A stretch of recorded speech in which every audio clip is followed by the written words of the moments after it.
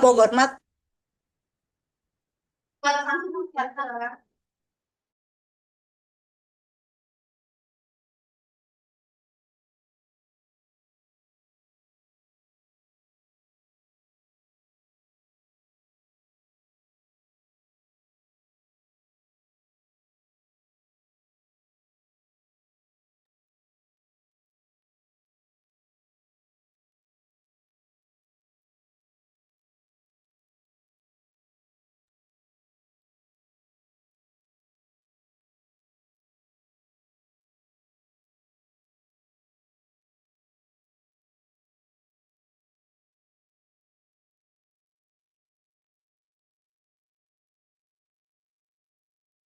Nunggu. Assalamualaikum, izin bergabung. Mohon maaf Pak Rektor. Salam, saya lagi di Zoom, Pak Prof. ada banyak baru mau ke sana ada tugas ternyata. Waalaikumsalam, Prof. Siap Prof Cipto. Lagi di INC ini Prof. Wah, ini kok suaranya nggak terlalu sikat. Prof Cipto lagi di UNJ.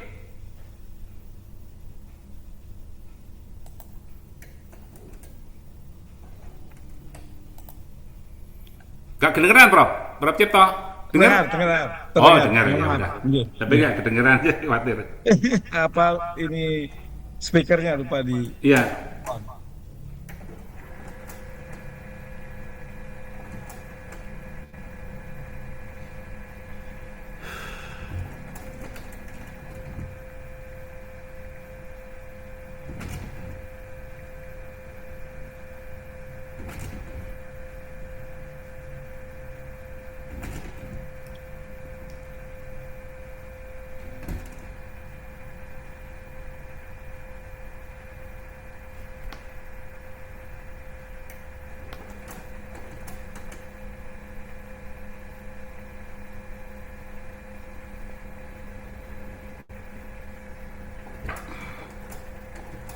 What's that about?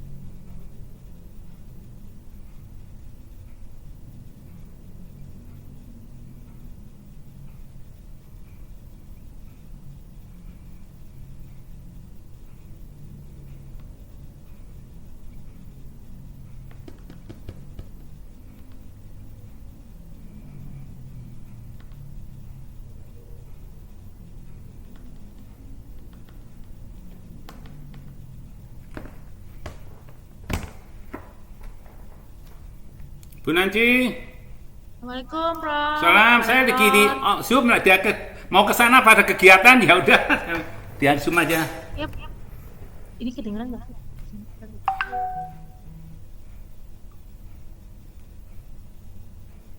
Assalamualaikum, Bu Nancy. Waalaikumsalam.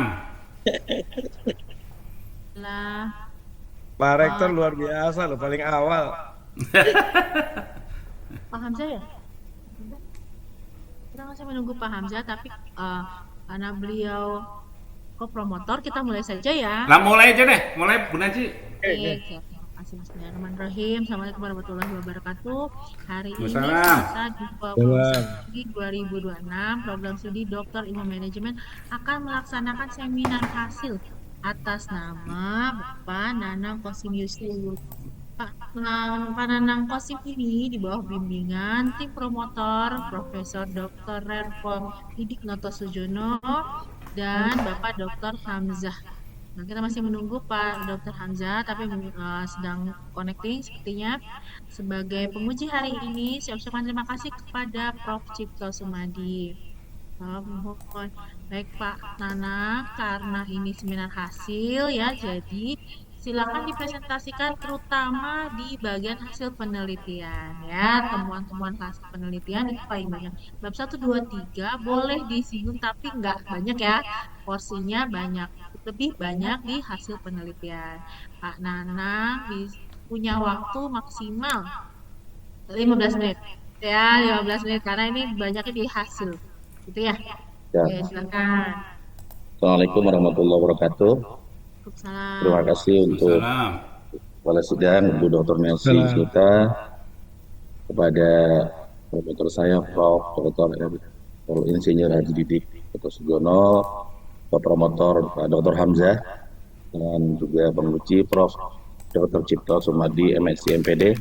Pada kesempatan hari ini saya ingin menyampaikan seminar hasil disertasi dengan tema Nobok Leadership sebagai model strategi untuk meningkatkan keberhasilan pengelolaan perguruan tinggi swasta di kasus pada PTS Kota Tangerang Selatan. Dan nah, ini nggak bisa biasa.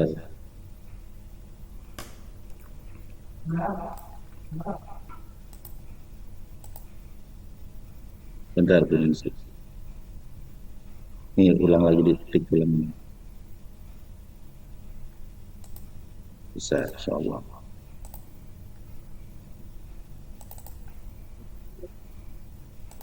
Tadi udah Bu. Ya,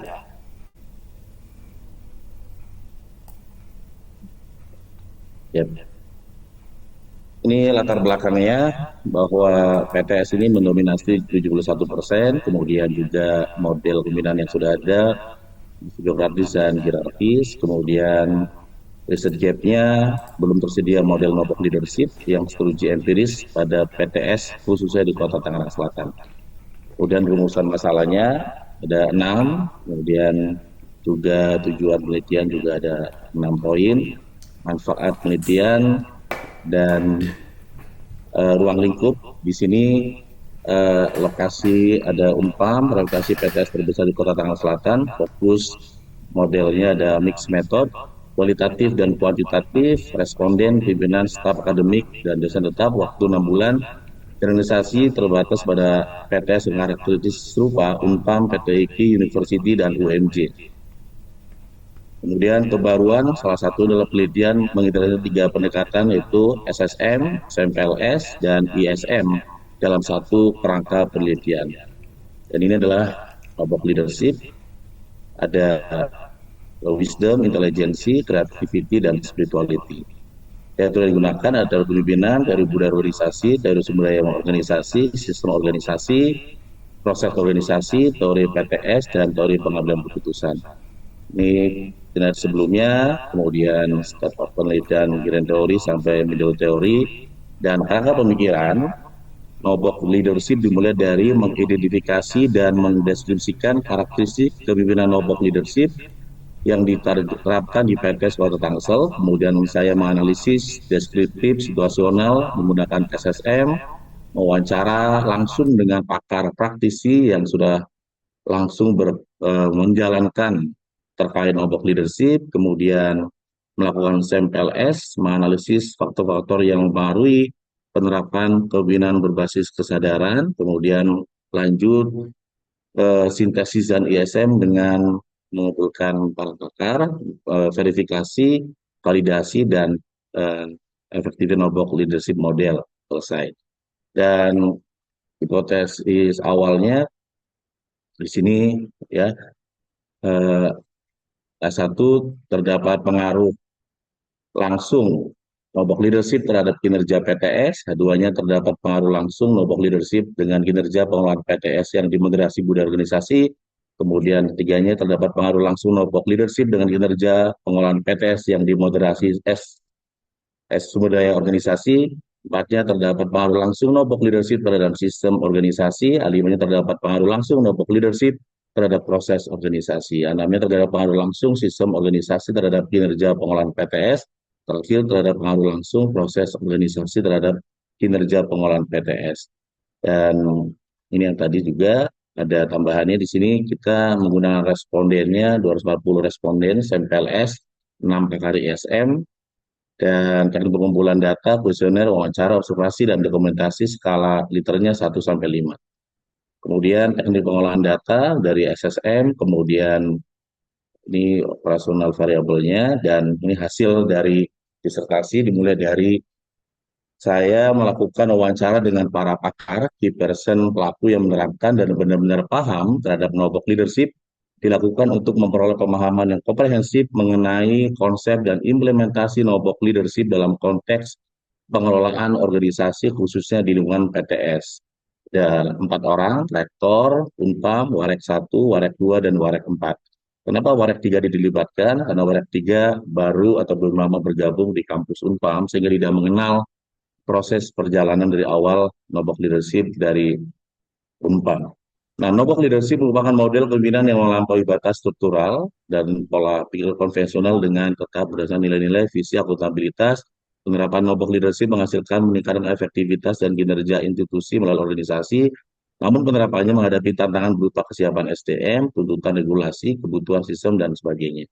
Dari hasil SM tersebut, wawancara tersebut, saya menemukan bahwa di Unpam sendiri, menurut Pak Rektor menyampaikan bahwa dalam strategi mengembangkan institusi yang berbeda dari kebiasaan umum pada PTS lainnya, universitas tidak semata-mata bergantung pada pendapatan mahasiswa sebagai sumber biaya utama, melainkan mengembangkan unit usaha yang hasilnya diinvestasikan kembali untuk pembangunan fasilitas dan peningkatan mutu layanan. Kemudian dari Warek 1, kelompok leadership juga tampak dalam kebijakan inklusif yang membuka akses pendidikan bagi berbagai lapisan masyarakat, termasuk kelompok marginal.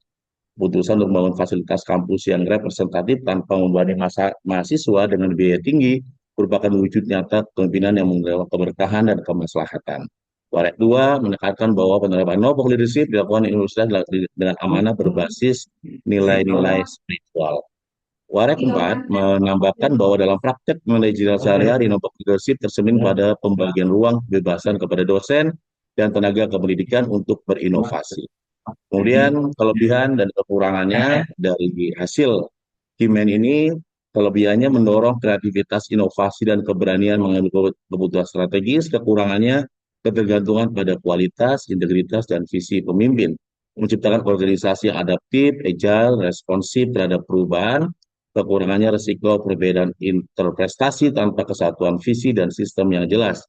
Kelebihannya memperkuat budaya kerja humanistik, kolaboratif, dan rasa memiliki. Kekurangannya tantangan menyesuaikan inovasi dengan regulasi dan standar eksternal.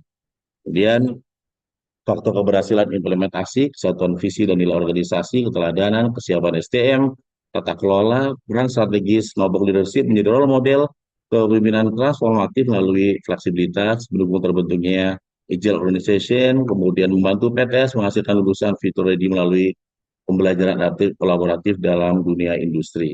Kemudian ini adalah rich picture yang kami temukan dari mulai di luar, ya, bagaimana banyak sekali faktor eksternal, kemudian juga internal dari rektorat, kemudian juga tantangan-tantangan di dalamnya, sampai kemudian penerapan kelompok leadership.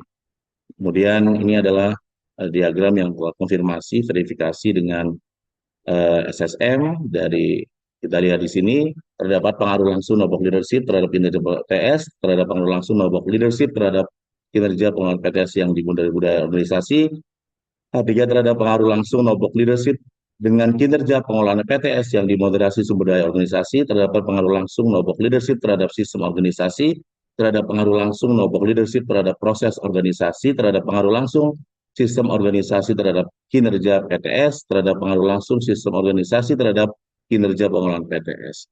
Dan hasil uji validitas reliabilitas berdasarkan hasil pengujian validitas pada masing-masing indikator penelitian, diketahui bahwa seluruh indikator dinyatakan valid. Hal tersebut ditunjukkan oleh nilai rate item total relation R hitung yang seluruhnya lebih besar dibandingkan nilai tabel 0,3061.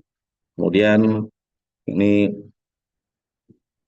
kalau kita lihat gambar di sini, maka temuan utamanya adalah Nobok leadership berpengaruh kepada sistem organisasi, ya 0,829 sangat signifikan. Kemudian Nobok leadership berpengaruh pada proses organisasi 0,789 secara signifikan. Sistem organisasi berpengaruh kepada kinerja PTS karena signifikan. Proses organisasi kinerja PTS sangat signifikan. Nobok leadership ternyata ya tidak signifikan berpengaruh kepada kinerja PTS 0,075. Budaya organisasi dan sumber daya organisasi tidak memoderasi hubungan Nobok leadership terhadap kinerja PTS. Nobok leadership tidak meningkatkan kinerja secara langsung, tetapi melalui perbaikan sistem organisasi dan proses organisasi. Dan ini kalau kita lihat di sini bahwa konvergensi validity seluruh loading faktor 0,709 sampai 0,916 lebih besar daripada 0,70 kali reliability-nya alpha komposisi reliability-nya 0 lebih besar daripada 0,70 di label EV-nya seluruh konstruk lebih besar daripada 0,50 validitas konvergen terpenuhi PV-nya seluruh indikator lebih kecil daripada 5 tidak terjadi multikoliniaritas. Kesimpulan dari ini seluruh konstruk memenuhi kriteria evaluasi outer model sehingga layak dilanjutkan ke pengujian intermodel.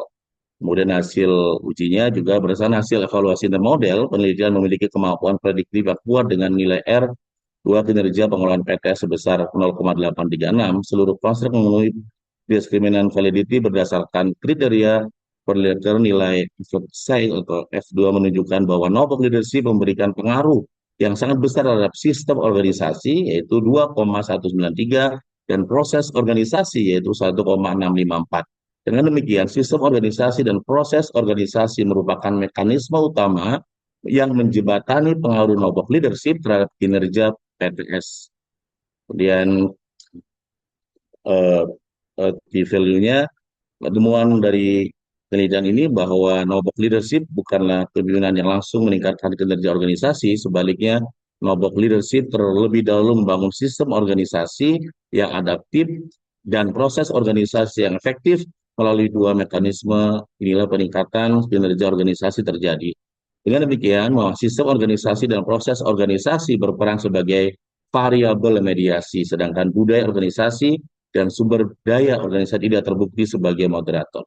Kemudian di sini kita bisa lihat bahwa pengaruh langsung Nobok leadership terhadap kinerja PTS, hasil analisis menunjukkan bahwa Nobok leadership berpengaruh langsung terhadap kinerja PTS dengan nilai value-nya 4,330 lebih besar daripada 196 sehingga dapat disebutkan bahwa hipotesis 1 diterima.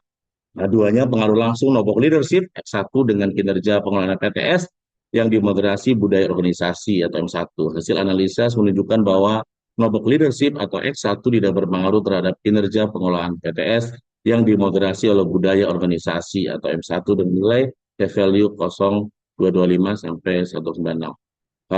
Tiganya pengaruh langsung Nobok leadership dengan kinerja pengelolaan PTS yang dimoderasi sumber daya organisasi ditolak karena nilainya juga 0,111 kecil daripada 196. Kemudian H4-nya pengaruh langsung Nobok leadership terhadap sistem organisasi diterima dengan nilainya adalah 165,2 lebih besar daripada 1,96.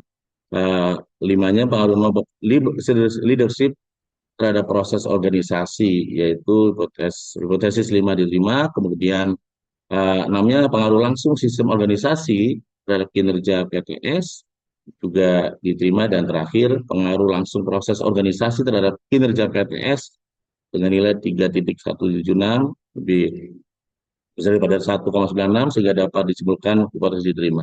Dan kemudian kalau saya melakukan sintesis dan hasil dengan ISM mengumpulkan 6 pakar dengan melakukan input kuesioner ISM seperti ini.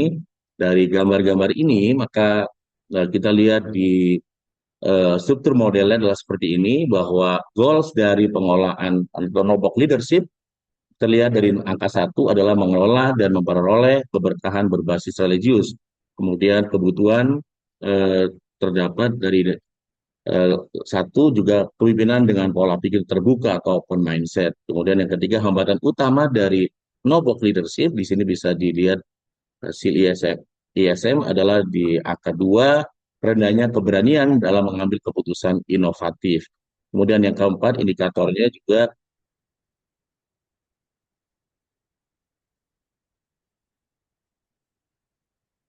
Robert.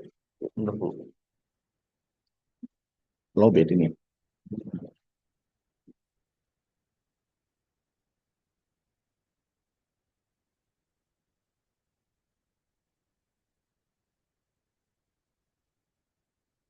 Ya, kemudian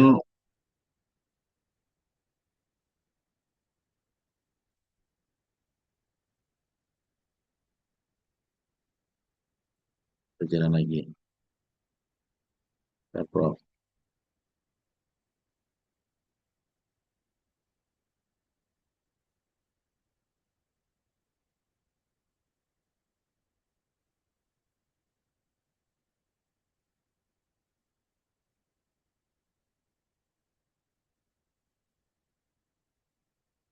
Nah, kemudian indikatornya di sini eh, ada nomor 2, 2 dan 4 yang paling kuat. Nomor 2 adalah terintegrasinya seluruh sistem informasi manajemen digital kampus yang transparan. Kemudian di sini juga lembaga yang berpengaruh di sini ada nomor 1 dan 2 yaitu yayasan dan pimpinan perguruan tinggi atau rektor. Sektor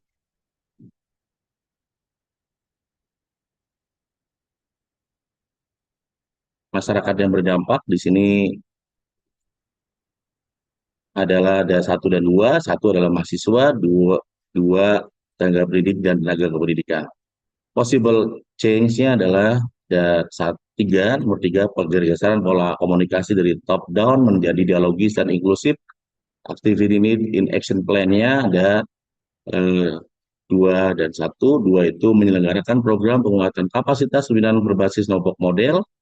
Kemudian satunya melakukan restrukturisasi sistem organisasi dan penyederhanaan birokrasi. Dan ini ringkasannya dari apa yang tadi ISM. Kemudian dari gambar ini kita bisa lihat ya bahwa dari yayasan atau rektorat melakukan kebijakan strategis dan komitmen Nobok leadership mengelola keberkahan. Kemudian juga jaring alumni, tim transformasi Nobok leadership, kemudian juga pembinaan oleh LEDP di wilayah Plat, kemudian situs akademika, dan juga Pemda Tangsel dan masyarakat. Dan implementasi manajerial, menerapkan noble leadership dengan mengintegrasikan logika, emosi, dan spiritual, kemudian menyederhanakan birokrasi, membangun sistem organisasi yang adaptif, ciptakan budaya kerja yang terbuka, inovatif, kolaboratif, dan berbasis kompetensi. Dan kesimpulan dan saran, noble leadership terbukti menjadi model kepemimpinan. Kemudian penerapan Nobok leadership berbasis kesadaran nilai inovasi lingkungan terbatas pengaruh signifikan oleh dorongan eksternal seperti regulasi pemerintah, dinamis, tuntutan akreditasi, dan serta faktor internal kelembagaan. Secara total model Nobok leadership terbukti memiliki pengaruh positif dan signifikan secara langsung terhadap kinerja kepemimpinan PTS Sumatera Tengah Selatan. Keempat, sistem organisasi dan proses organisasi berpengaruh positif dan signifikan terhadap keberhasilan pengelolaan PTS sebagai faktor pendukung implementasi kepemimpinan. Kelima, budaya organisasi dan sumber daya organisasi tidak terbukti memoderasi hubungan Nobok leadership dengan kinerja pengolahan PTS. 6. Penelitian menghasilkan model implementasi Nobok leadership yang menempatkan komitmen regulasi internal sebagai fondasi utama untuk mendukung transformasi organisasi menuju tata kelola yang adaptif, digital, dan berkelanjutan. Saran, praktis mengembangkan kepemimpinan berbasis switch, wisdom, intelijensi, creativity, dan spirituality, menyederhanakan birokrasi dan SOP, memperkuat digitalisasi, serta membangun budaya kerja kolaboratif dan adaptif. Akademis, melakukan penelitian longitudinal, menambahkan variabel seperti VUCA, kapabilitas digital, dan research, serta menguji model pada berbagai tipe perguruan tinggi swasta untuk memperluas generalisasi. Demikian paparan dari saya. Terima kasih dan mohon masukannya dari para penguji. Terima kasih. Wassalamualaikum warahmatullahi wabarakatuh. Waalaikumsalam warahmatullahi wabarakatuh. Baik, Pak Nanang. Silakan kalau tidak puasa boleh minum dulu. Kita langsung ke pengujian. Saya silakan kepada penguji Bapak Profesor Dr. Cipto Sumadi untuk memberikan pertanyaan atau mungkin ada masukan-masukan atau mungkin ada yang ingin diklarifikasi ya, Prof atas disertasi dari Pak Nanang ini. Silakan, Prof Cipto. Baik, terima kasih. Bismillahirrahmanirrahim. Assalamualaikum warahmatullahi wabarakatuh. Pak Rektor, Waalaikumsalam. yang sekaligus merangkap sebagai promotor, Terima Pak kasih, Dr. Mas. Monggo Hamzah. Pak Jumpa Prof. lagi Pak Oh. Dr. Hamzah. Terima kasih. Terima kasih Bu Ketua Sidang, Bu Nancy, dan eh, ada siapa nih Bu Isbat sama Bu Dewi ya, Pak Denny. Terima kasih. Pada Saudara Nanang, Kosim, Yusuf, saya ucapkan selamat sudah sampai pada tahap apa ya seminar hasil ini. Sebagai pembaca, eh, saya jujur saya agak bingung. Eh, ini penelitiannya studi kasus ya. Iya, kasus. Bisa ditunjukkan kasusnya apa ya?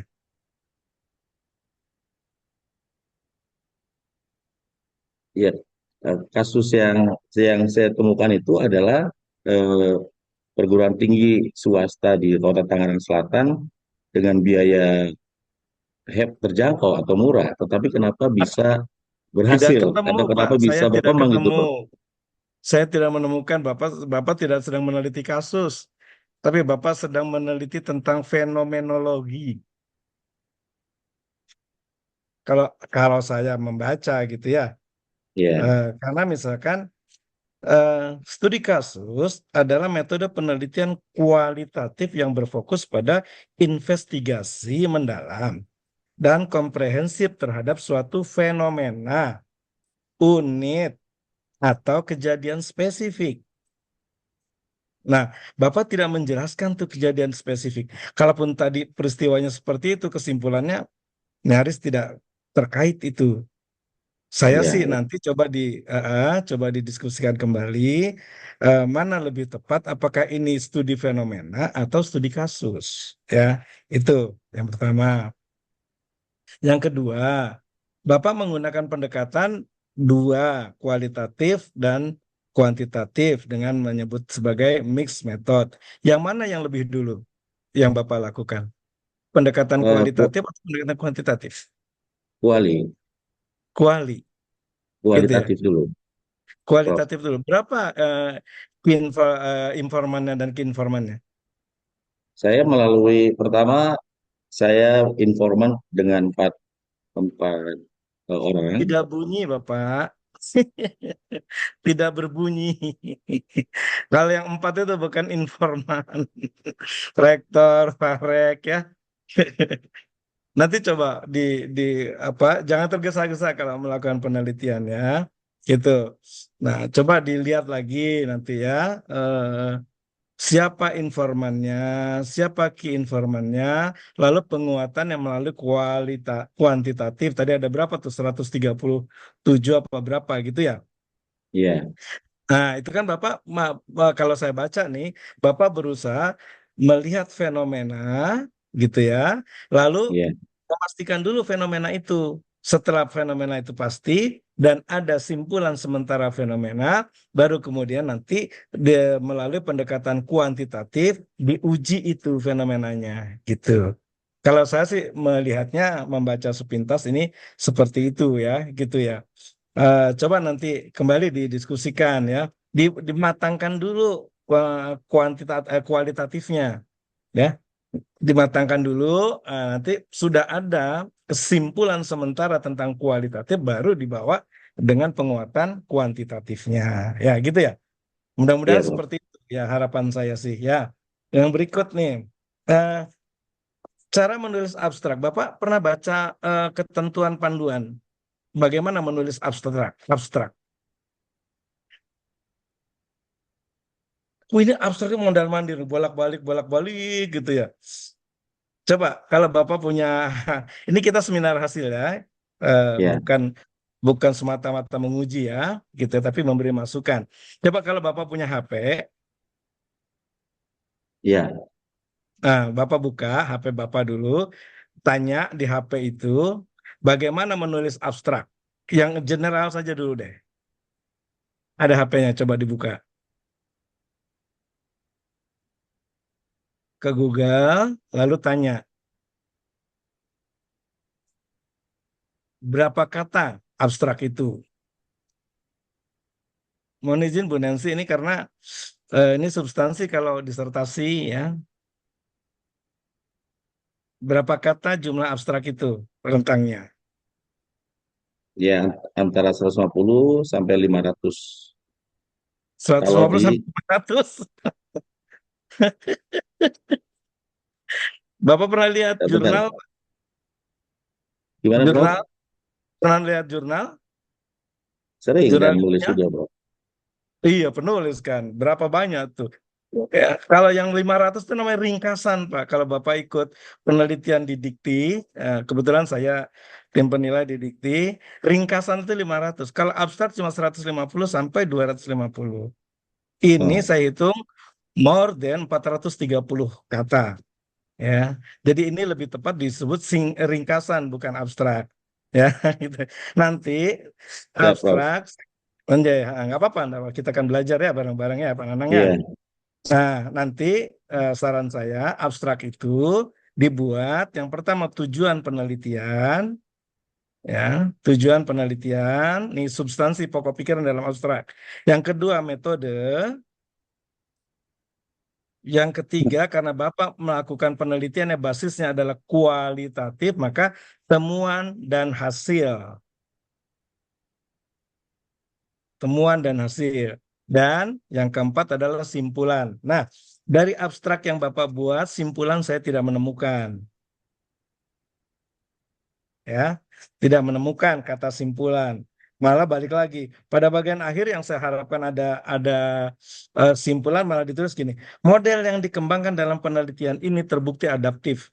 Ya, ini maksudnya saya tahu ini kesimpulan, tapi ini pernyataan, ya, pernyataan. Kenapa? Karena tidak didukung oleh dokumen-dokumen atau hitungan-hitungan kuantitatifnya. Hmm. Dilihat kalau di dalam di pernyataan tadi kan terbukti secara signifikan. Berapa tingkat signifikansinya? Signifikan apa artinya Pak Nanang? Terus ini yang berpengaruh, Apa? berpengaruh besar, Putus? signifikan. Hilang suaranya Pak Nanang. Ya, Ya, apa artinya penting, signifikan? berpengaruh penting, signifikan. Berarti, ya, bermakna. Ya, boleh jadi penelitian tidak signifikan, nggak apa-apa. Tadi yang ada data Bapak bilang itu 0,075, nah itu tidak signifikan, gitu ya. Tapi kata signifikan itu setelah kita uji buktinya dengan deterministic coefficient atau coefficient deterministiknya, gitu ya. Baru kita bisa mengatakan itu signifikan atau tidak. Jadi signifikan itu tidak asal bunyi signifikan, ya, tapi signifikan pada berapa, gitu ya, pada berapa, pada 0,05, pada 0,1 atau pada berapa, gitu ya, alfanya ya, gitu ya. Nanti itu coba tolong diperhatikan, gitu. Eh dalam tubuh tulisan ini yang berikut ya, dalam tubuh tulisan hampir semua, bukan hampir semua, banyak kata-kata asing yang tidak di italik, tidak dicetak miring. Ini kalau dari sisi bahasa, Pak, kebetulan saya pernah jadi dosen bahasa sarana komunikasi ilmiah. Ini kalau dari sisi kebahasaan, ini harus drop nih. Orang bahasa tersinggung karena bahasa asing dipersamakan dengan bahasa Indonesia. Gitu. Jadi Ya, apalagi Prof. tadi di paparan, waduh banyak banget. Bagaimana menulis no box leadership? Ini sudah benar nih di judulnya, dicetak miring. Tapi di dalam nyaris tidak dicetak miring, ya gitu. Ini mah eh, apa ya? Tergesa-gesa, kalau itu mah, ya, apa? Menurut saya ini ya, penulisannya tergesa-gesa, pengen cepat selesai Pak Nanang ini. Keinginan itu bagus, bagus. Kami juga mendukung. Hanya harapan saya nanti coba dibaca ulang ya. Nah, kalau awalnya kualitatif, coba kualitatifnya ditunjukkan dulu ya. Tunjukkan aja dulu. Ini loh hasil kualitatifnya. Nah, tadi saya katakan karena ini bukan studi kasus, karena ini fenomenologi, pendekatannya menurut saya sih ya, kualitatif fenomenologi. Jadi dilihat saja tuh. Nah, fenomenanya tuh dimunculkan. Apa itu? Kampus berbasis bayaran murah atau apa? Karena Unpad memang kan saya sempat memberi ceramah di sana, ngasih materi di sana, ketemu dengan ketua yayasan dulu waktu masih ada Pak, ketemu dengan rektor. Beliau bercerita di sini kampus kami paling murah. Oh, oh betul juga. Faktanya begitu, maka mahasiswa banyak sekali. Nah, gitu ya. Nah, sekarang bagaimana itu manajemennya? Rujukannya, rujukan teori grand teorinya, no box leadership, bagus tuh pada bagian yang ketiga. Charity, ya. Karena lembaga yang dibangun itu adalah salah satunya adalah charity gitu. Eh, lalu kemudian ada catatan kecil lain tentang apakah betul Bapak hanya menggunakan eh, apa exploratory, tidak menggunakan explanatory. Jangan-jangan dua-duanya tuh, karena Bapak menjelaskan Um, juga gimana Ya, Prof. dalam hal Kita itu. arahan nih, Prof. Justru. Ya, nggak apa-apa, nggak apa-apa. Ini supaya lengkap gitu ya. Nanti setelah lengkap, ya, dilengkapi dan mudah-mudahan ini menjadi lebih baik, lebih enak dibaca dan Pak Nanang juga enak menyelesaikan studinya, tidak ada beban gitu ya. Secara keseluruhan saya berharap ini bagus ya, bagus. Nah, karena kebetulan ini baru seminar hasil. Jadi kita punya waktu untuk mendetailkan apa yang Bapak teliti dan apa yang diinginkan dalam penelitian itu. Jadi saya berpikir positive thinking bahwa ini sudah bagus pada bagian-bagian tertentu, tetapi pada bagian-bagian lain kita juga harus memberikan penguatan-penguatan. Saya pikir Bu Nancy, Bu Ketua, Siap, Prof. seperti itu dari saya. Nanti Terima kita bisa kasih, Prof. diskusi lagi. Ya, siap, Mangga. Baik, Terima terima kasih. kasih. Saya kembalikan ke pimpinan sidang. Assalamualaikum warahmatullahi wabarakatuh. Salam warahmatullahi Waalaikumsalam wabarakatuh. Baik, terima warahmatullahi kasih Prof. wabarakatuh. Cito atas review, masukan, arahannya dari disertasi Pak Nanang ini. Anda Prof. Didik dan Pak Dr. Hamzah adalah tim promotor. Mungkin ada beberapa yang ingin saya tanyakan ya. Pak Nanang, Pak Nanang ini eh, indikator dari wisdom itu dimensi apa indikator? Wisdom, spirituality itu dimensi apa indikator? Eh, Seperti di itunya, Bu, seperti di operasionalnya. Kalau kita lihat di operasional,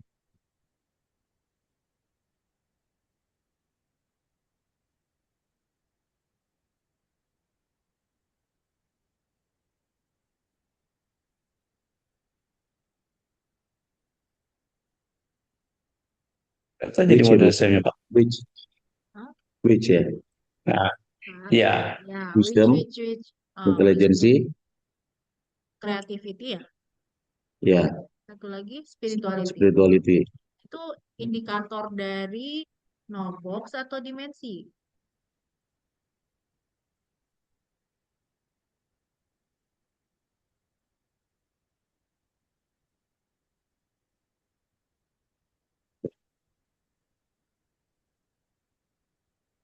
Oke, nanti dicek ya. Ya, Nah, apa yang jelas gitu ya. Itu. Tapi kalau ditanya dimensi apa indikator, kalau di sini sih dimensi ya. Tapi maksudnya kadang bisa cepet ya. Iya, ini kan yang dibahas which ya di sini ya. Iya, yang dibahas itu tentang which. which. Banyaknya di sini tentang which gitu. Banyak cerita tentang which ya. Nah, itu yang dikuatkan. Tadi Prof. Cito juga sudah banyak tanya. Kemudian Pak Nanang ini saya di halaman 189 coba kita lihat ya. Pengaruh langsung no box leadership dengan kinerja pengelolaan PTS yang dimoderasi oleh budaya organisasi. Ini pengaruh langsung apa gimana nih? 100, Oh, 189. Ini kan ditolak ya berarti hipotesisnya ya? Iya, ditolak. Artinya apa nih? Berarti no box leadership tidak berpengaruh terhadap kinerja pengelolaan PTS gitu. ya artinya eh, apa nobok leadership ini atau budaya ini kan bu- budaya organisasi dan sumber daya organisasi ini tidak berhasil untuk nobok leadership, tidak terbukti atau tidak menguatkan gitu loh Bu. Sementara kalau sistem organisasi dan proses organisasi ternyata kan hasil dari disertasi saya kan begini Bu Dokter, bahwa nobok leadership itu bahkan pengaruhnya kecil, nggak bisa langsung ke kinerja PTS, harus melalui sistem organisasi dan proses organisasi. Ternyata Itu hasil temuan. Padahal sebelumnya saya pikir pada saat awal bahwa langsung budaya organisasi dan sumber daya saya pikir berpengaruh. Ternyata enggak, walaupun sumber dayanya mungkin tidak banyak, budaya organisasi juga belum kuat. Kalau seorang pemimpin itu memiliki witch, ini ternyata bisa berpengaruh kepada kinerja PTS. Dengan ternyata catatan enggak kayak gitu harus ya. yang berubah dalam proses organisasi dan sistem organisasi. Oke. Mungkin ini nanti ininya nomenklaturnya aja diperbaiki ya. Yang halaman 189 ini tulis aja bahwa budaya organisasi tidak memoderasi gitu ya. Ya, Tidak memoderasinya itu dijelaskan karena kan di hipotesis dijelaskan bahwa budaya organisasi memoderasi. Kenyataannya kan enggak ya. ternyatanya Nah, enggak. tapi mungkin ini nanti dijelaskan. Kan di Ya, kualitatif mestinya dapat nih. Kenapa gitu ya? Ternyata budaya organisasi tidak memoderasi gitu ya. Yaitu yang kita kelak di apa dijelaskan. Kemudian Pak Nanang, berapa terus pertanyaannya? 89. Nanang, bagaimana nih hasil coding dari ISM ya? ISM. Wawancaranya pakai ISM ya? Oke. Coding. ISM itu untuk sintesis awal kan Tesis. pakai SMM pakai SSMMS ya. Di awal itu sebelum ISM, ISM itu bagian akhir Bu. Itu Hmm. bagian akhir kita mewawancara dengan 6 pakar. Kalau tadi di awal itu dengan 4 orang, tapi memang yang pelaku langsung diumpam. Kalau dengan ISM ini berbagai kalangan dari berbagai kampus kita undang FGD terus menghasilkan ISM. Nanti hasil codingnya berubah menjadi indikator SEM gitu ya? Kan pertama wawancara dulu tuh dengan yang pelaku kata Pak Nanang ya. Ya, wawancara Nah, dulu. terus udah gitu bagaimana hasil wawancara ini berubah menjadi indikator yang dijadikan di kuantitatif? Ya, Gimana prosesnya? Apa begitu nggak? Nah, ya. indikator-indikator ini dapat dari mana maksud saya gitu?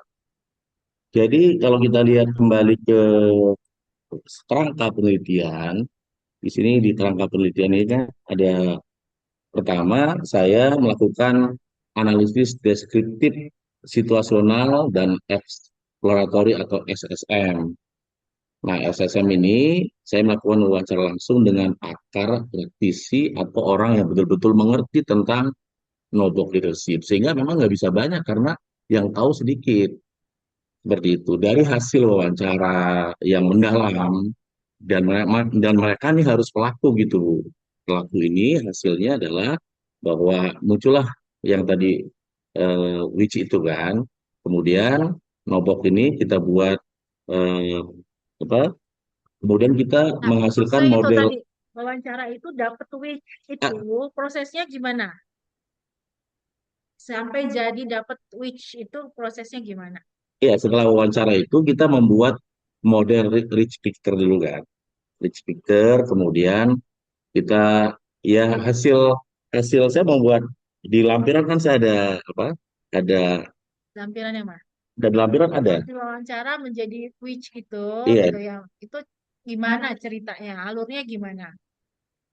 Mana sih lampiran mana? di lampiran ini ada contoh wawancara saya dengan tadi ya yang CSM ini dari rektor dan para warek yang pelaku langsung. Kemudian ya hasil dari itulah Saya punya kesimpulan awal bahwa Nobok leadership itu adalah mengelola keberkahan. Bukan sampai no box-nya. Saya minta which-nya itu datang dari mana? WICS-nya itu datangnya dari mana? Prosesnya gimana? Ya tadi Bu Dokter dari hasil eksploratory tadi dengan para pelaku dan juga para praktisi itu dalam kesimpulan awal saya Ada di sini. ada Prosesnya di halaman berapa? di Sampai jadi which? ya terus terus setelah itu baru masuk ke SMPLS dan terakhir dikuatkan melalui sintesis dan melalui ISM. ISM itu untuk validasi dan Saya belum sampai, tapi saya tanya which-nya itu datangnya dari mana? Proses dapat which-nya itu gimana? Gitu. Ini yang belum ada yang ditambahkan ya. ya Kenapa jadi muncul wisdom ya apa integritas, IC, intelijensi, intelijensi, C-nya apa creativity creativity sama spiritual itu datangnya nih dari mana? ya Nah, gitu ya. datang munculnya which ya Munculnya which itu prosesnya gimana sih gitu kan? Ini kan eksploratory ya. Jadi kualitatif dulu ya. Nah, gitu ya. kualitatif dulu betul. Terus juga ditambahkan nanti konseptual no-box leadership. Secara konsep apa sih no-box leadership itu? Secara konsep no-box leadership itu apa? Nobok leadership itu ya kan konseptual itu ada ada out of the box. Out of the box itu effectiveness. Nobok leadership itu greatness. Jadi bayangan saya orang-orang yang melakukan nobok leadership itu mereka mengelolanya ya mengelola bukan lagi visinya visi keberkahan. Jadi kalau visi berkah itu ya akhirnya ya udah melampaui sekat-sekat Oke, pikiran ada itu. di sini.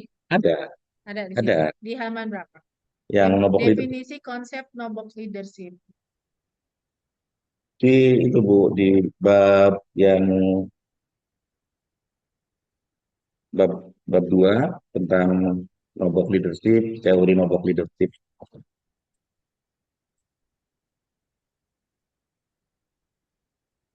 Di bab 2 halaman berapa? Nah, itu ada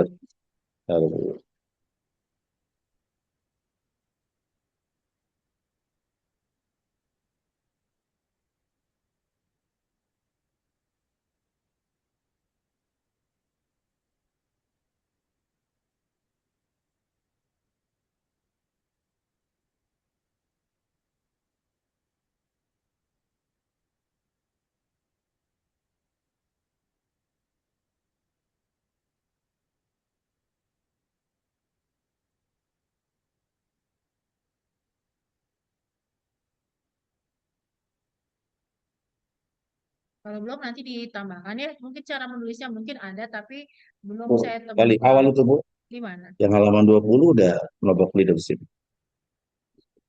Halaman 20 itu yang saya juga masukkan unsur agama itu ada ya, tapi spirituality-nya. konsepnya Hah? eh, konsep secara konseptual Hmm. gitu ya. No-box leadership itu apa? Jadi sekarang saya mau nanya apa ini? Cuma gabungan beberapa teori leadership gitu ya? Nah, sesuatu yang baru atau emang ngambil dari transformasional sepotong dari eh, teori leadership yang lain sepotong gitu ya? Makanya nyambung dari kenapa muncul WICS Ya, gitu ya. Nanti temuannya Pak Nakto itu Mas Di atau harus konseptualnya apa, indikatornya apa, tapi proses untuk dapat konseptual, dapat indikator-indikator yang ICS itu juga harus dijelaskan. Gitu ya. Nanti ditambahkan aja. Itu yang mungkin yang penting dari penelitian ini. Sehingga Pak Nova bisa cerita bahwa ini temuan ini emang valid loh gitu ya. Nah, karena melalui proses yang ilmiah betul-betul ilmiah gitu. Secara metodologi gitu ya. Jadi which itu datangnya dari sini. Kenapa muncul which? Bukan karena kayaknya paling enak nih which gitu atau paling pas nih which. Nah, itu kan harus kita buktikan. Asbabun nuzulnya dari mana gitu ya. Prosesnya harus sesuai dengan kaidah-kaidah ilmiah gitu ya. Baik. Mungkin dari saya cukup. Selanjutnya kepada tim promotor, Prof. Didik. Silakan Pak Rektor.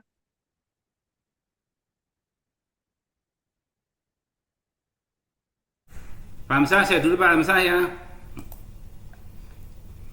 Oh, monggo, Prof. Ini Pak, tadi yang saya menggelitik pertanyaan dari Prof. Cipto ya. Jadi supaya ditekankan aja Pak, apa itu, sebagai masukan aja untuk Yo. Pak Koy ya. Itu diperdalam dulu aja. Kalau diperjelas di NOBOK leadership model itu bisa dibedakan nggak dengan kepemimpinan transformasional, transisional, adaptif dan self leadership. Itu mungkin di state of the art-nya aja. Kemudian dibuat satu kayak paradigma ya, bagaimana kepemimpinan konvensional nilainya kurang memadai dalam menghadapi di era perbuatan disrupsi dan artificial intelligence. Mungkin tambahin di artificial itu apakah itu mungkin jadi salah bagian dari state of the art. Juga jelaskan landasan filosofi, teori, ya, empiris yang mendukung pengembangan NOBOK leadership itu. Dan juga kita harus bisa memberikan suatu thinking outside the box, jadi perkembangan menjadi NOBOK thinking ya dalam kepemimpinan pendidikan tinggi. Itu mungkin dibuat untuk penjelasan. Nanti jelas nanti. Dari situ kita bisa lihat apakah nih studi kasus atau studi fenomena dan harus clear. Jadi kita mengarah studi fenomena atau kasus. Itu yang hal-hal yang perlu diperdalam Pak Koy ya. Kemudian juga kalau saya misalkan jelaskan juga NOBOK leadership model itu variabel utama penelitian dibandingkan penelitian lainnya apa. Nah kemudian nanti dipertegas di kebaruan di novelty-nya. Berarti dibandingkan dengan penelitian kepemimpinan perguruan tinggi yang telah ada. Ya itu yang menjadi satu hal yang harus diperjelas. Kemudian juga bagaimana hubungan antara variabel. Ini penting ya bagi model ini ya. Saya usulkan misalkan diterapkan pada perguruan tinggi swasta dengan karakteristik yang berbeda, pendekatan berbeda adaptif tadi. Nah kemudian juga saya masukkan berikutnya itu menggunakan pendekatan mixed method ya Pak Koy ya. Iya siap Prof. Jadi penelitian dalam metode. Jadi apakah kuantitatif dulu atau kualitatif dulu harus dicek dulu nanti ya. Itu ya. Itu kalau dari Pak Koy kan kualitatif dulu ya, betul kan ya? Iya. Tadi betul. yang itu nanti dijelaskan dulu nanti kualitatif dikuantitatifkan dengan ISM ya, betul ya? Dengan ISM tadi kan? Betul. Kuantitatif Ya. itu SEM. Ya SEM-nya kan Pak? SEM. SEM-nya dulu. SEM-nya dulu atau kalau SEM kan ke kuantitatif toh Pak Koy? SSM dulu, baru SSM SEM. dulu. Betul, SEM. nah itu yang jadi dijelaskan. SEM. Jadi pakai ISM dulu, baru ke SEM-nya. Itu harus dikelirkan dulu. Jadi runtun nanti kita bisa arah kemana itu yang kalau saya sih dari ISM dulu, baru ke SEM-nya untuk memperjelas. SSM. Kita bisa melihat pengaruhnya nanti. Nah, kemudian juga kalau bisa kita bisa bagaimana karena model ya. Bagaimana pengembangan indikator NOBOK leadership model nanti ke depannya ya. Juga untuk uji validitasnya, rehabilitasi instrumen penelitian, dan kita kenapa memilih tadi nanti kuantitatif harus jelaskan. Jadi itu lebih membias mengatasi bias responden terhadap common metode-nya yang bias tadi. Ini beberapa hal yang mungkin yang masukan saya ya terkait dengan bagaimana misalkan menginterpretasikan nilai outer leading-nya ya, APE, compositability dan cross spec-nya apanya itu harus dijelaskan makna nilai R2, G2 dan I2. Nah yang saya ingin tahu itu Pak penjelasannya untuk strategi pengelolaan perguruan tingginya ya terkait dengan NOBOK leadership model ini Pak Koy. Hubungan dengan kualitas akademik, misalnya pertama, tata kelola universitas, inovasi pembelajaran, dengan produk dosen, gimana betul Pak? Ya, kalau hasil dari temuan penelitian saya ini kan ternyata NOBOK leadership ini tidak bisa langsung berpengaruh kinerja PTS, Prof, kecuali melalui sistem organisasi dan proses organisasi. Jadi seorang pemimpin yang menggunakan NOBOK leadership, maka dia yang dirubah dulu adalah sistem organisasi dan proses organisasi. Ketika sistem dan proses organisasi berubah, maka berdampak kepada kinerja PTS tersebut. Sehingga yang dibangun ya pasti adalah sebuah sistem dan proses sehingga membawakan kinerja PTS makin baik ke depan. Begitu, Prof. Berarti kalau gitu, yang dirubah sistem organisasinya ya, dibuat kayak itu ya, betul kan? Ya Pak. Bukan, artinya Nobok leadership ini sangat berpengaruh ke sistem dan proses organisasi. Ketika proses dan sistem organisasi ini berubah atau makin kuat, berdampak kepada kinerja PTS tersebut. Artinya bahwa seorang pemimpin itu tidak bisa sendirian melakukan sebuah transformasi, dia membangun sistem dan proses gitu, Prof. Ya berarti kita harus melihat, pernah melihat satu apa itu, pendapatnya sahabat beberapa pendapat itu yang mengembangkan, dia mengenalkan namanya BLO, Building Learning Organisasi. Itu perlu juga dibaca ya, karena di situ ada manusia pembelajar, Sange. ya, kemudian ada namanya mental model, ada sistem thinking, ada share visionnya, ada team learning. Nah, itu mungkin juga dijajaki juga kalau mau memperdalam bentuk memperkuat aja, karena berpikirnya sistemik gitu kan, sistemik. Nah, kalau dia bisa masuk di sistem itu akan lebih bagus lagi ya. Itu yang kita lihat, harus lihat. Dan mungkin juga kalau mungkin ditambahi dengan model yang sekarang itu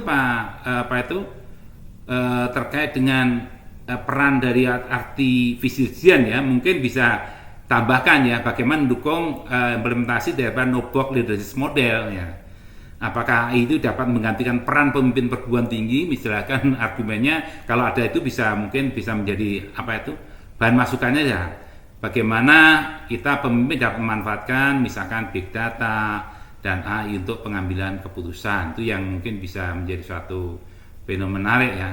Dan juga nanti bisa ketahuan bagaimana sih implementasi Nobok leadership dapat memperkuat budaya inovasi dan kolaborasi di perguruan tinggi. Kan tadi saya budaya organisasi tidak banyak berpengaruh ya Pak Koy ya. Iya. Itu karena budaya organisasi itu sebetulnya adalah yang sudah eksis ya. Memang kalau dia budaya organisasi nggak berubah, dia akan sulit berubah karena dinamisnya dari luar itu menjadi suatu fenomena menarik untuk kita kaji lebih dalam lagi ya. Nah, kemudian kita lihat Pak, nanti harus disampaikan Pak Koy, kontribusi teori ini, jadi Nobok leadership ini terhadap pengembangan ilmu manajemen pendidikan tinggi. Ini harus dieksplor ya. Kemudian kontribusi praktis tentunya bagi pengelola untuk membuat misal perguruan tinggi swasta di Indonesia. Dan juga diperhitungkan juga mengapa model ini layak dijadikan model kepemimpinan masa depan bagi perguruan tinggi. Ini juga menjadi satu fenomena menarik ya. Mungkin jika ini bisa diterapkan terkait dengan bagaimana penelitian dapat dikembangkan menjadi kebijakan nasional, terutama dalam meningkatkan daya saing perguruan tinggi swasta dan sebagainya. Ini menjadi satu fenomena pakai model ini diterapkan dalam perguruan tinggi kecil misalkan ataupun besar, dan bagaimana kita bisa mengukur keberhasilan Nobok leadership secara objektif. Ini akan menjadi bagus ya Pak ya, kalau dieksplor aja, memastikan bahwa keberhasilan organisasi benar-benar dipengaruhi oleh Nobok leadership yang Pak Koy kembangkan. Itu mungkin faktor-faktor lainnya juga kita bisa kembangkan lebih lanjut. Itu Pak Koy masukan saya, beberapa hal yang bisa dikembangkan, nanti bisa lihat mungkin hasil direkam itu bisa dieksplorasi supaya memperkuat lagi dari Prof Cipto tadi, apakah ini fenomena atau kasus, ada state of the art-nya di situ. Itu yang kita lihat. Dan kemudian juga diperjelas analisanya itu terkait dengan analisa kualitatif dulu baru kuantitatif, karena ini menjadi satu fenomena menarik ya kalau misalnya itu model bisa dikembangkan lebih lanjut. Itu aja Bu Nancy yang saya sampaikan. Terima kasih. Assalamualaikum warahmatullahi wabarakatuh. Assalamualaikum warahmatullahi Bapak Profesor Dr. Didik Nasujono sebagai promotor dari Pak Nanang Qasim. Selanjutnya kepada Bapak Dr. Hamzah Bustami sebagai ko-promotor. Saya silakan. Oke, terima kasih. Assalamualaikum warahmatullahi wabarakatuh. Izin Pak Rektor, Pak Profesor Didik, Prof Cipto, Prof Nancy, dan hadirin sekalian, izin menambahkan, mengkonfirmasi dan mengklarifikasi. Pertama, Pak Nakoy, selamat sudah sampai tahap ini. Yang kedua, Sip. Pak Nakoy harus pede, harus berani menstate apa yang Bapak teliti. Nah itu, sebenarnya Pak Cipto itu udah tahu bahwa Bapak itu kualitatif ke kuantitatif. Cuma Pak Cipto menguji. Bapak pede nggak? Bapak paham nggak dengan riset Bapak? Ya kan Pak Cipto? Yang kedua, ini studi kasus, Ya, case study.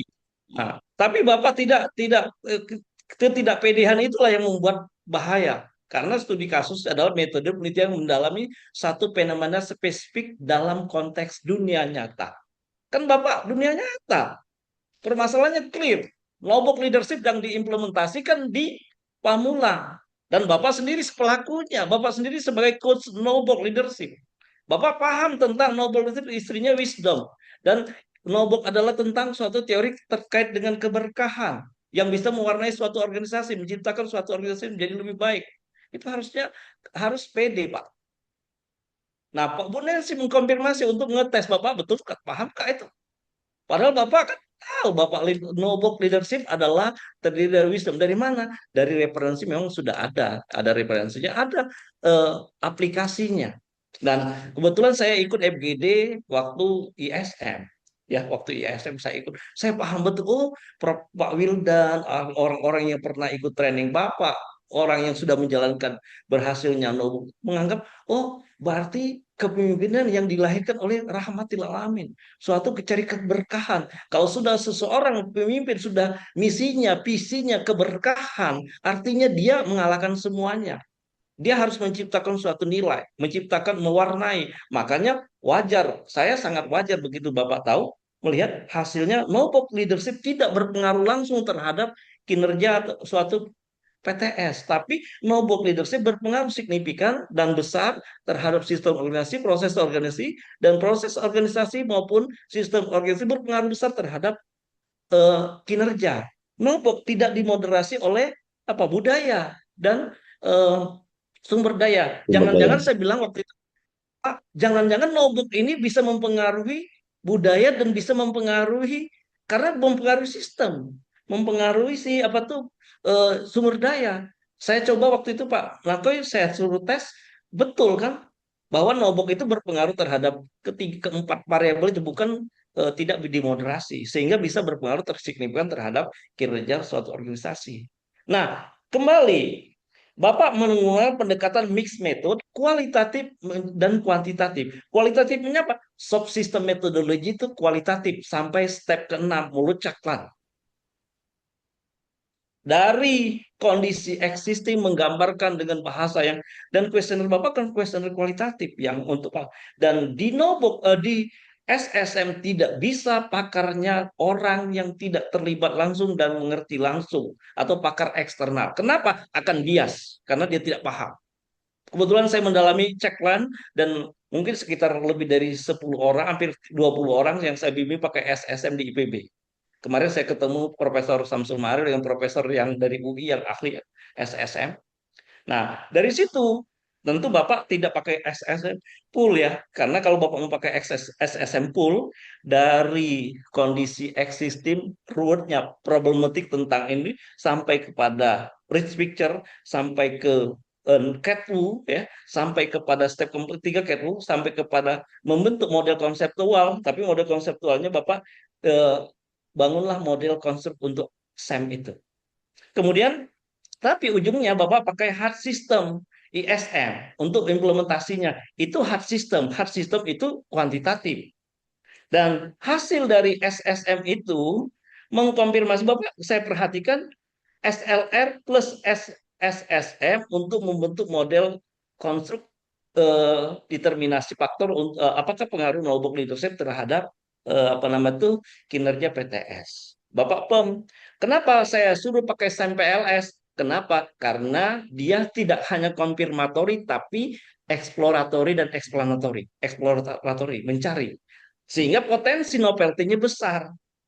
Potensi novelty besar dikonfirmasi ke surveikan ke 3 universitas kalau nggak salah. Muhammadiyah, ya, Institut PTQ, Unpad, PTQ dengan satu lagi Muhammadiyah. Tiga dengan itu. Kemudian terbukti bahwa eh, Knowledge itu tidak bisa berpengaruh langsung, hanya berpengaruh dia menciptakan sistem, mempengaruhi proses, bahkan setelah di otak-atik mempengaruhi sumber apa tuh budaya maupun sumber daya organisasi, sehingga akan mengakibatkan kinerja PTS itu semakin bagus. Nah, di sini begitu saya dengar waktu saya ikut FGD, kebetulan saya hadir FGD-nya Pak dengan para pakar untuk ISM, saya baru paham, oh, Knowledge leadership ini rupanya kepemimpinan yang betul-betul menerapkan keberkahan, atau kalau bioranya rahmatil alamin, visinya lebih tinggi lagi. Kemudian saya paham lagi, oh, noble leadership ini akan bisa jalan kalau si pimpinan universitas merangkap sebagai ketua yayasan atau pemiliknya yang punya power, sehingga apa yang bisa diterapkan, apa yang bisa di maunya dia sebagai goalnya adalah keberkahan tadi, itu bisa jalan dan bisa mewarnai. Ya, saya lihat, maaf ya, saya mungkin paham dengan, mungkin Bapak Ibu pernah dengar Ahok waktu gubernur dia menciptakan sistem, membuat sistem sehingga DKI itu aman itunya. Sistem pengadaan, semua tersistem sama dia. Walaupun terlepas kontraporsi dan sebagainya, tapi dia punya legacy. Nah, harapan saya disertasi Pak Nakoy ini bisa menciptakan, menunjukkan bahwa Knowledge leadership ini bisa diterapkan untuk Universitas PTS. Kemudian Knowledge leadership ini akan meningkatkan kinerja suatu PTS. Knowledge leadership ini bisa menjadi apa model baru yang bisa diterapkan dalam suatu universitas. Makanya betul lah kalau dari kualitatif dikonfirmasi dengan SAM, kemudian implementasinya pakai kuantitatif tapi menggunakan hard system metodologi, interpretive structure modeling, sehingga apa yang dihasilkan tadi bisa diterapkan. Penerapannya bagaimana? Siapa melakukan apa? Kalau no-top leadership mau berhasil, siapa stakeholder yang terkena dampak? Nah, siapa stakeholder yang terlibat? Apa yang dibutuhkan? Apa kendalanya? Tujuannya apa? Kan jelas itu.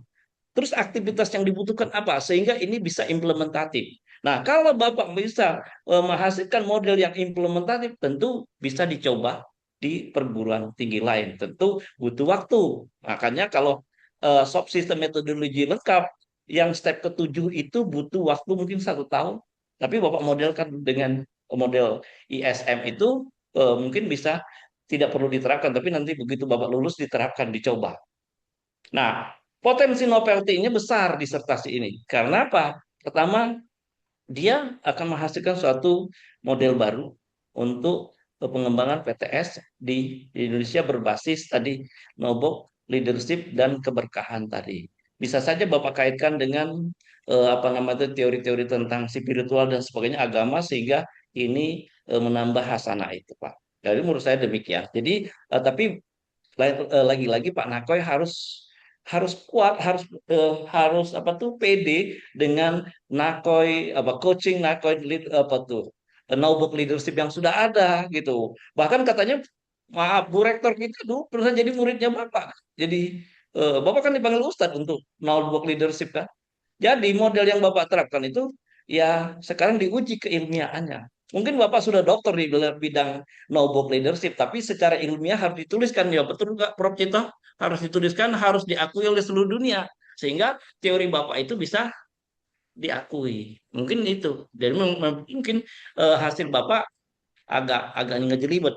Mix method itu agak nggak sembarangan ya. Tapi saya yakinlah kalau betul, menurut saya Bapak nulisnya masih pertama buru-buru pengen cepat lulus, kayaknya Agustus ya. Tapi kalau Bapak itu Pak, tulisan Bapak itu kalau Bapak sisir, Bapak itu nulis sisir, baca pelan-pelan, itu akan jadi tulisan yang sangat bagus. Saya yakin itu. Apalagi eh, konsultasi dengan Prof Cipto. Nanti tulisannya itu secara bahasa, secara ini dia betul-betul bagus. Nah, itu saran saya Pak ya.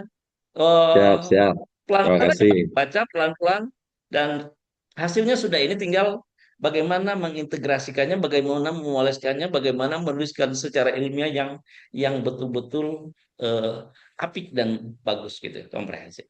Terima kasih Prof Didik, Terima Prof kasih, Cipto, Pak Dr. Hamzah. Nancy, dan Baik, terima kasih tim promotor Pak Dr. Hamzah, Pak Nokoy. Mungkin saya juga minta ditambahkan sedikit atau saya nanya aja ya sedikit ya. Ini kan ada pedoman wawancara untuk kualitatif ya. sebagainya. Ah, divalidasi nggak pertanyaan wawancara untuk kualitatif ya? dilakukan uji validitas nggak? Tapi Pada SMPLS, Ah, bukan. Untuk bukan, yang pertanyaan itu yang kualitatif SSM. SSM, iya ada ya? ada. Oke. Nanti saya minta lihat ya bahwa itu emang sudah divalidasi.